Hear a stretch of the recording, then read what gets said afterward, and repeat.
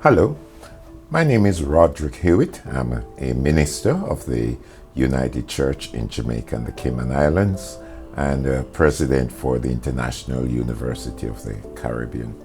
I'd like to share with you an understanding about a very important movement, project, if you so wish, of the Council for World Mission, the Onesimus Project.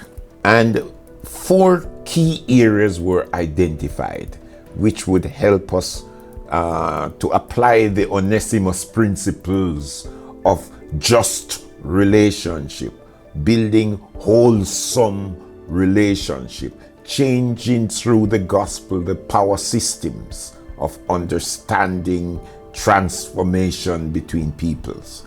And so these are the 4 critical areas, the Legacies of Slavery Project.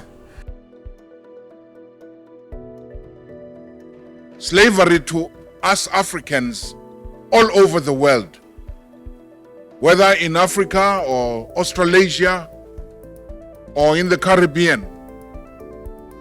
When you are talking about slavery, it's like you are talking about the Holocaust to the Jews. Through its formation of the Council for World Mission in 1977, we aimed to discontinue the mission understanding and practice of London Missionary Society and start anew with its commitment and action based on equal partnership of churches in mission. However, we realized that our journey of transformation is not completed unless we address the legacies of the London Missionary Society, whose mission action were responsible for allowing racist attitude and to take a root globally.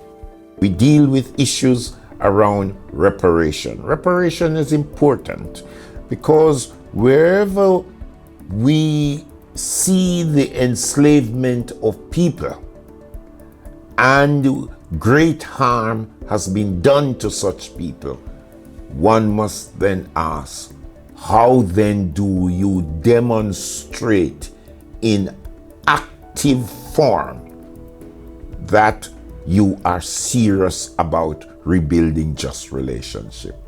CWM gathers on the International Day for the remembrance of the slave trade and its abolition to break a silence our forebears in London Missionary Society placed around its complicity with colonization, enslavement, and racism. CWM is not a London Missionary Society, but we are rooted in its life and witness. And we even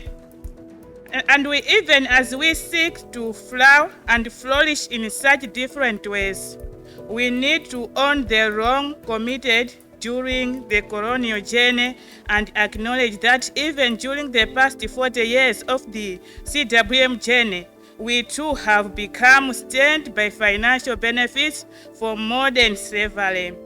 So here, CWM confesses for London Missionary Society and the part it played with others in baptizing empire and perpetuating the false theories of race and white supremacism.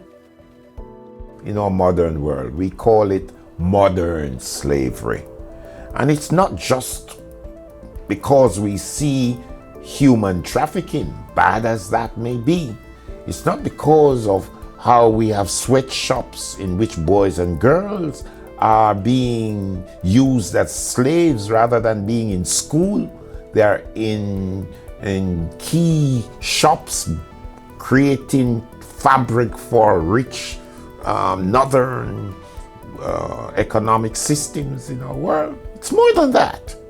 More than that. Our modern world is fashioning an economic system that depend on enslaving people.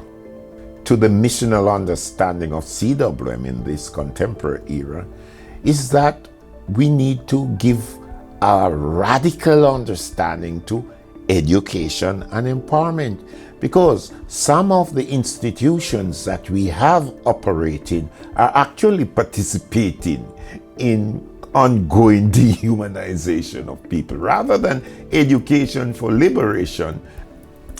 The next area we identified as being significant is what we call transformative ecumenism.